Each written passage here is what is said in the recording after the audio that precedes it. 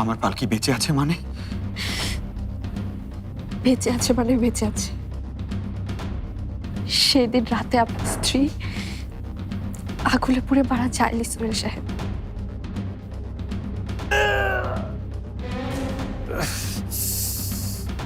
শরীফকে যদি থানা থেকে ছাড়িয়ে আনতে না পারি, তাহলে এটা শুধু আমাদের না, আমাদের পুরো গ্রামের জন্য এটা লজ্জার, অপমানজনক। কি হয়েছে তোর?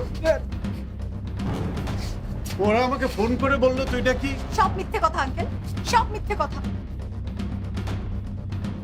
এটা পালকি ফাউন্ডেশনের বিরুদ্ধে একটা ষড়যন্ত্র। তার মানে আমার শরীফের সাথে সম্পৃক্ত ছিল না? হ্যাঁ আঙ্কেল, ও একেবারে নির্দোষ।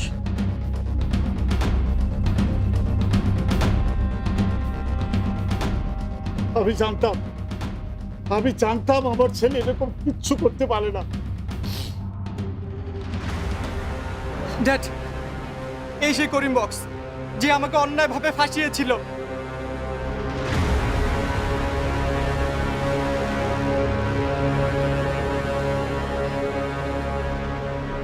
আসামিকে ধরতে পেরেছি, আপনাদের আর কোনো চিন্তা নেই। তখন নাই, আমি বাইরে হইলে এই চেতনালার পরিবারের চিন্তার শেষ থাকবো না, একেবারে শেষ করে ফেলামো। কি করবি তুই? কি করবি তুই? শরীফ, কি করছিস? আগে বের হ, আগে বের হ, তারপর দেখা যাবে কার কত চিন্তা হয়। ঠিক আছে, ছাড়ো। শরীফ, কি করছিস এসব? শরীফ, এদেরকে মেরে আবার হাত ময়লা করছো কেন? এরকম একটা খারাপ লোকের গায়ে হাত দিচ্ছিস তুই? তুই কি এত নিচে নেমে গেছিস? শান্ত হ বাবা, শান্ত হ।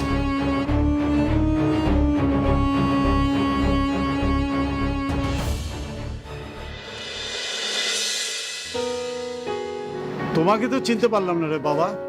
আঙ্কেল, উনি আমাদের পালকি ফাউন্ডেশনের নতুন মেম্বার।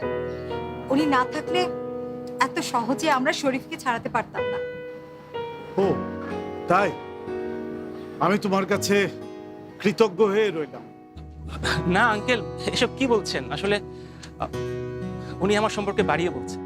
কে কতটুকু বাড়িয়ে বলছে সেটা তো আমি ভালো করেই জানি ইয়াং ম্যান।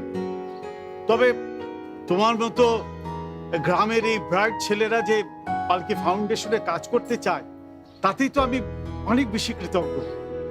গ্রামের ছেলেরা এখন পিছিয়ে নেই আঙ্কেল, ওরা এখন অনেক স্মার্ট। ওকে স্মার্ট বয়, বলো তোমার কি পরামর্শ এই পালকি ফাউন্ডেশন নিয়ে? আর আমরা কিভাবে শুরু করলে ভালো হয় বলো। বলবো, সত্যি বলবো আঙ্কেল? আরে মিথ্যে বলতে যাবে কেন, সত্যিটাই বলো। আমার মনে হয় শুরুটা একটা ব্যাং হওয়া উচিত।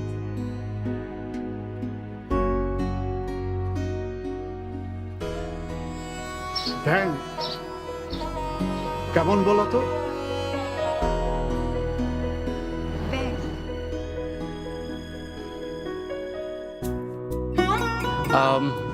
একটা বড় কোনো আয়োজন, যেমন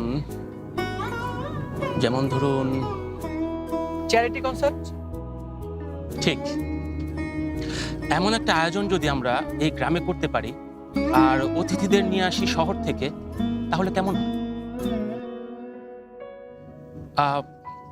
এই আয়োজনের প্রধান অতিথিরা থাকবে দেশের শীর্ষস্থানীয় ব্যবসায়ী, কোম্পানির মালিক, আর দেশের সবথেকে জনপ্রিয় একজন সঙ্গীত শিল্পীকে কনসার্টে আমরা ইনভাইট করব। এর ফলে দুটো কাজ একসাথে হবে। আমরা পালকি ফাউন্ডেশনের বেশ একটা পরিচিতিও পেয়ে যাব, আর শুরু করার মতো একটা ফান্ডও পাবো। দারুণ আইডিয়া। আমরা যদি প্রাইমারি ফান্ডটা ম্যানেজ করতে পারি, তাহলে আমাদের অলি রহমান গ্রুপের ফান্ডের উপরে নির্ভর করে থাকতে হচ্ছে না।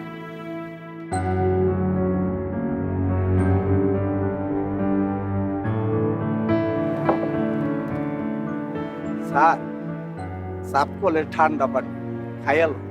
আচ্ছা আচ্ছা, খাবো। আচ্ছা, এইসব বড় বড় গেস্টদেরকে আমাদের প্রোগ্রামে আনবো কিভাবে, বা ওরা আসবেই বা কেন? কোনো চিন্তা করবেন না আঙ্কেল, আপনি শুধু রাজি হন, আপনি আর সায়রা যদি রাজি থাকেন তাহলে দেখবেন আমি কাকে কাকে নিয়ে আসি। আমি রাজি আছি, তোমরা কাজ শুরু করতে পারো। আমি উঠি এখন। হ্যাঁ, আঙ্কেল, আঙ্কেল, আঙ্কেল, আঙ্কেল, আমি তাহলে এই বিষয়টা নিয়ে স্যারের সাথে কথা বলে নিচ্ছি। সায়রার সাথে কথা বলার দরকার নেই সাবা, ও এখন আর আমাদের কোম্পানিতে নেই। কি হয়েছে স্যার? আমার জরুরি কাজ আছে, এখনই যেতে হবে।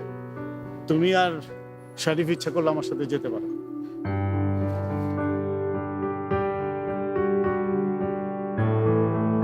শরীফ,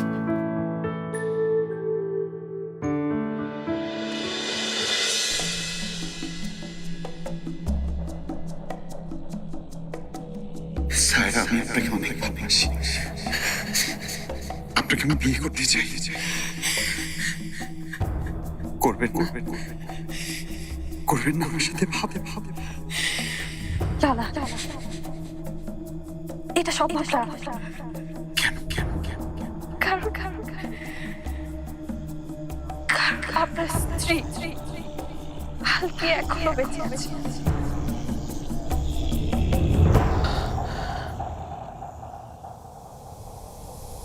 পালকি, তুমি বেঁচে আছো? বেঁচে আছো পালকি?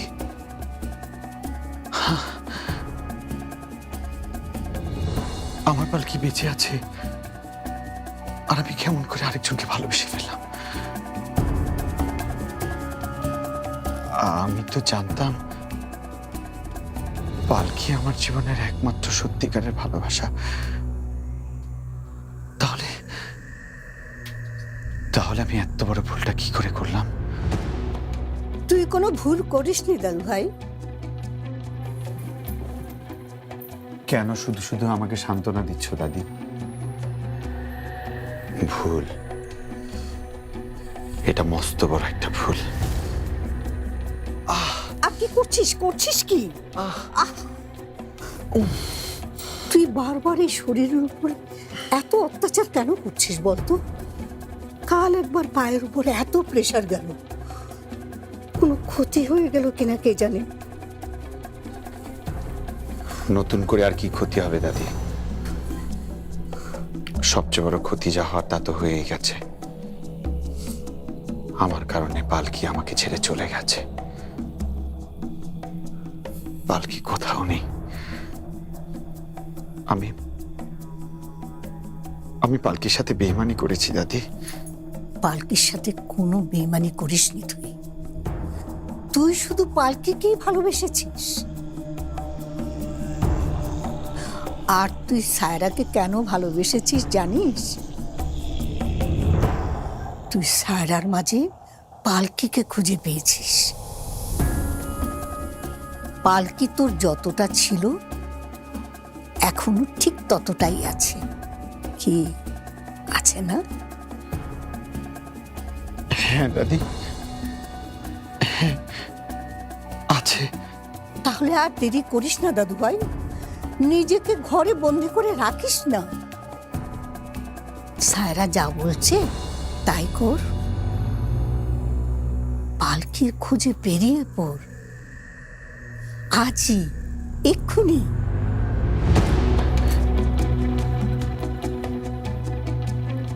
আমি কথা দিলাম, আমি তোমাকে কথা দিলাম দাদি, পালকি যেখানেই থাকুক, যেমন করেই হোক,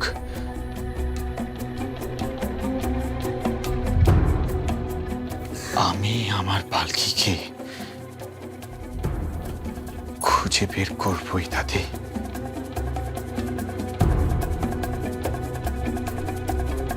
আমি আসছি পালকি, আমি আসছি।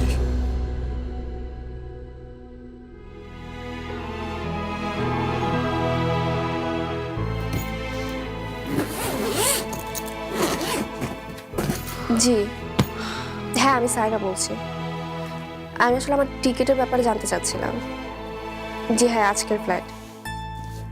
হ্যাঁ, রাত 9টা। জি হ্যাঁ, থ্যাংক ইউ। সায়রা, যা করছিস ভেবেচিন্তে করছিস তো? ভাবার আর কিছু নেই আশাপু। আমি আমার লাইফের ডিসিশন নিয়ে নিয়েছি। কিন্তু সোহেল? সোহেলকে আমি যথেষ্ট সময় দিয়েছি। এখন সব কিছু ওর হাতে।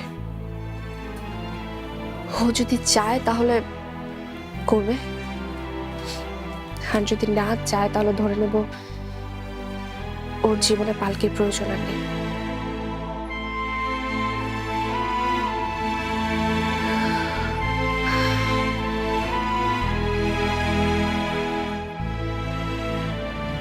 কিন্তু এক পালকির কথা ভেবে আরেক পালকির থেকে তুই সবকিছু কেড়ে নিবি? আমি কারো কাছ থেকে কিছু কেড়ে নিচ্ছি না আপু।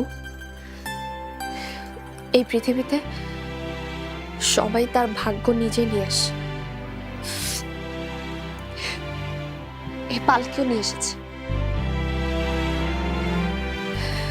ওর ভাগ্যে যদি ওই বাড়ি ওর বাবা না থাকে, আমি জোর করে কিভাবে দেব বলো? আর সত্যি বলতে আপু, আমি এখন নিজেও চাই না, জানো, আমি নিজেও চাই না যে ওই বাড়ির ছায়া এইটুকু বাচ্চার উপরে পড়ুক। ও যতক্ষণ বেঁচে থাকবে ওই নাজিয়া শকুনের মতো পিছনে লেগে থাকবে, আর বারবার চাইবে ওকে শেষ করে দিতে। আমি এটা কোনোভাবে সহ্য করতে পারবো না। সায়রা, তুই কি নিজেকে নিয়ে একটু ভাববি না? আবার নিজের জীবন নিয়ে কিছু ভাবার নেই আপু। আমার মন, প্রাণ, আত্মা সবকিছু এখন শুধুই পালকি।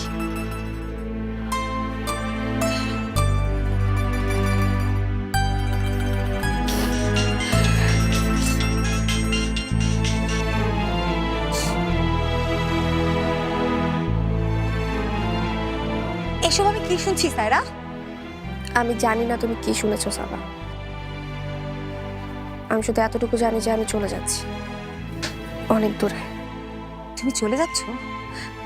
তুমি তুমি চলে গেলে আমাদের পালকি ফাউন্ডেশনের কি হবে একবার ভেবে দেখেছো? কারোর জন্য কিছু থেমে থাকে না সাবা। আমি মনে করি এই ফাউন্ডেশন তুমি তোমার মেধা আর পরিশ্রম দিয়ে তুমি নিজে এগিয়ে নিয়ে যেতে পারবে। না, পারবো না, কারণ তুমি ছাড়া আমাদের এই ফাউন্ডেশন অচল।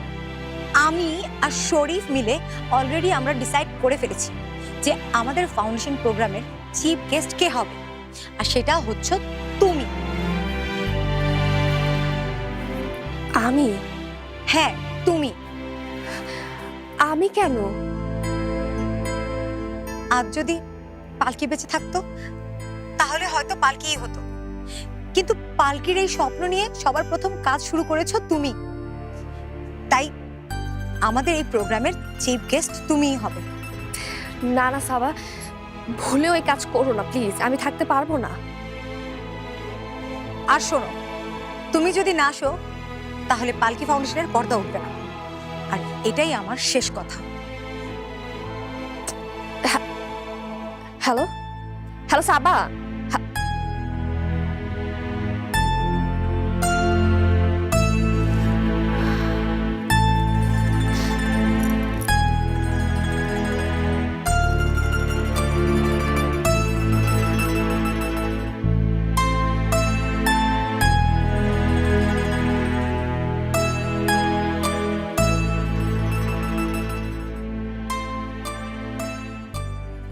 হ্যাঁ বল মা কাশ্মী বল।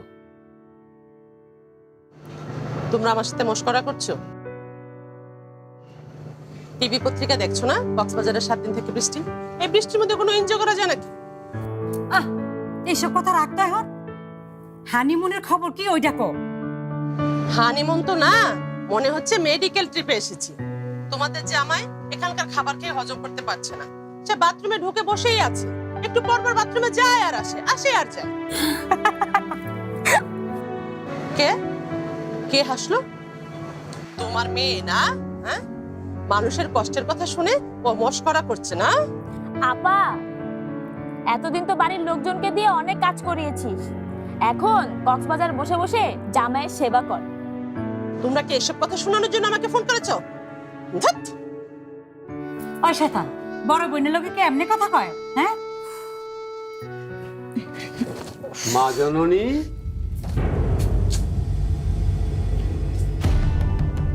কোত্থেকে এলি এতদিন পর?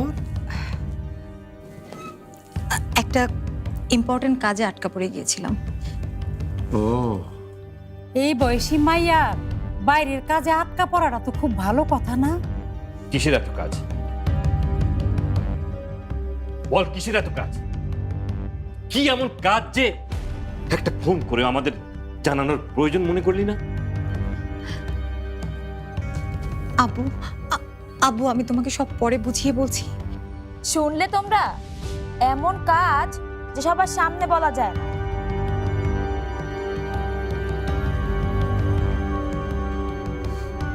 তোর মা জ্বরে কষ্ট পাচ্ছে, আর সেই জ্বর নিয়ে তিনি খেতে মরছে। তোর কি একবারও সেদিকে খেয়াল হলো না? আমাদের জন্য যদি তোর একটুখানি চিন্তা থাকতো তাহলে অন্তত একবার হলেও খবর নিতে পারতি। বাবা মায়ের থেকে তোর চাকরিটাই বড় হয়ে গেছে। আব্বু কথা শোনো, আব্বু কথাটা শোনো তো। আব্বু,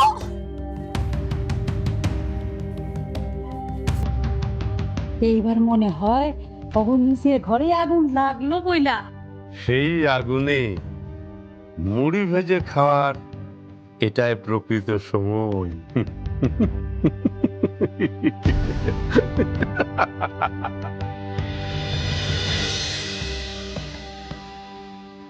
আসসালামু আলাইকুম। এখন বলো সোহেল, তোর জন্য আমি কি করতে পারি? আপনাদের পত্রিকায় এই ছবিটা যদি... এটা পালকির ছবি না? হ্যাঁ, কিন্তু পালকিনা মারা গেছে একটা অ্যাক্সিডেন্টে। কিন্তু আমি একজনের কাছ থেকে ইনফরমেশন পেয়েছি যে পালকি বেঁচে আছে, আর সেটা নিশ্চিত হতেই আপনার কাছে এসেছি। আপনার পত্রিকায় যদি... কিন্তু যার কাছ থেকে ইনফরমেশনটা পেয়েছো তার ভিত্তি কতটুকু? আমাকে যিনি ইনফরমেশনটা দিয়েছেন তিনি খুব কাছের একজন মানুষ। আচ্ছা, আপাতত ছবিটা দিয়ে আমি একটি হারানো বিজ্ঞপ্তি দিয়ে দিচ্ছি, কিন্তু তোমাকে আমি অন্যভাবে হেল্প করতে পারি। আমার ইনভেস্টিগেটিভ জার্নালিস্ট আমি একটু ডাকছি।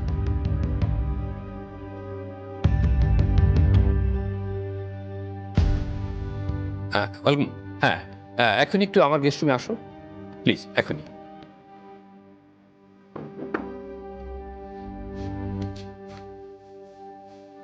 রং ভাই ডেকেছেন? আসো আসো, পরিচিত হও।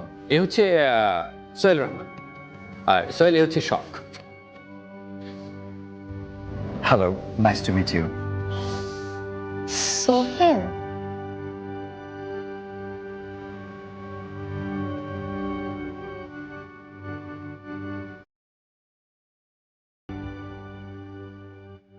দেখো সাবা, আমার মেয়ে যদি খুশি মতো নাচতে না পারে তাহলে এই বাড়িতে তোমাদের নাচন কুদনো কিন্তু বন্ধ হয়ে যাবে। কথাটা মনে রেখো। হ্যাঁ, ফুলকে দাঁড়া। স্যার আপু যে বাসা থেকে চলে গেল, আমাকে একবার ফোন করে জানাতে পারতে। জানলে কি আটকাতে পারতেন? আপনি নিজেই তো হাজতে ছিলেন।